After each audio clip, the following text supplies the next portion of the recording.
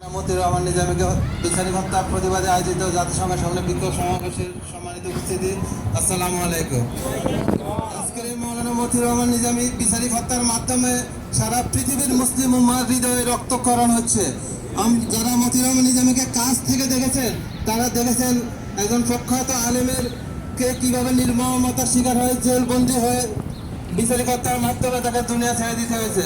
আমি বলতে চাই আজকে সারা পৃথিবীর মুসলিমদের জন্য এটা বিবেকের একটা পরীক্ষা চলছে, ন্যায় অন্যায়ের দ্বন্দ্ব চলছে, সত্য মিথ্যার দ্বন্দ্ব চলছে। এই দ্বন্দ্বে আমরা কে কি ভূমিকা পালন করি সেটাই হলো লক্ষণীয় বিষয়।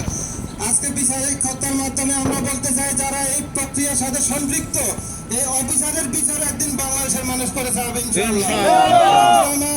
আজকে আমাদেরকে ইমানি পরীক্ষায় উত্তীর্ণ হতে হচ্ছে, আমাদেরকে সর্বোচ্চ ত্যাগের মহিমা নিয়ে রাজপথে থেকে লড়াই করে এই জুলুমের বিরুদ্ধে, ক্ষমতাসীনদের বিরুদ্ধে আমরণ প্রতিবাদ করে যেতে হবে। এবার আমার সংক্ষিপ্ত বক্তব্য শেষ করলাম। আল্লাহ হাফেজ। ধন্যবাদ নোমান সিদ্দিকীকে সংক্ষিপ্ত বক্তব্য রাখার জন্য। সম্মানিত ভাই বোনেরা, এই হাসিনা সরকার ইতিহাস থেকে শিক্ষা নেয় নাই। নমরুদ ফেরাউন তার বাপ শেখ মুজিব থেকে শিক্ষা নেয় নাই।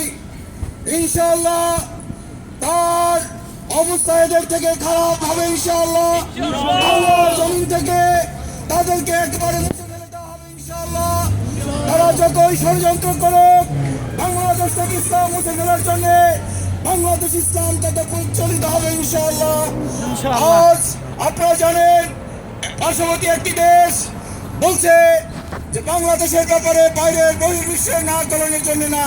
আমি বলি, হে আপনি কি বাংলাদেশের, আপনি কেন নাক গলান? আমাদের দেশের, আমাদের সিদ্ধান্ত আমাদের 16 কোটি মানুষ নেবে, তুমি কে কথা বলার? সংক্ষিপ্ত ভয়ে বললো এ পর্যায়ে আপনাদের সামনে সংক্ষিপ্ত বক্তব্য রাখার জন্য অনুরোধ জানাচ্ছে ইউরোক্যাপ সোসাইটির সম্মানিত সভাপতি আব্দুল আজিজুল্লাহকে সংক্ষিপ্ত বক্তব্য রাখার জন্য। আজিজুল্লাহ।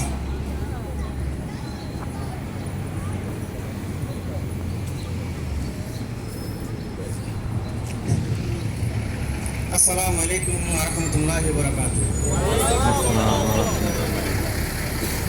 ইউনাইটেড নেশনের সামনে আজকের এই প্রতিবাদ সমাবেশ, আমরা সবাই জানি কেন এই প্রতিবাদ সমাবেশ। আসলে আপনি অত্যন্ত সংক্ষিপ্ত বক্তৃতায় করব, কারণ হৃদয়ের রক্তক্ষরণ কখন বন্ধ হবে আমি জানি না। তারপরও আমি দুই একটা কথা বলে আমার বক্তব্য শেষ করব। আজকের এই প্রতিবাদ সমাবেশের সম্মানিত পরিচালক, উপস্থিত সুধীমণ্ডলী এবং সংগ্রামী ভাই ও বোনেরা, আসসালামু আলাইকুম ওয়া রাহমাতুল্লাহি ওয়া বারাকাতুহু।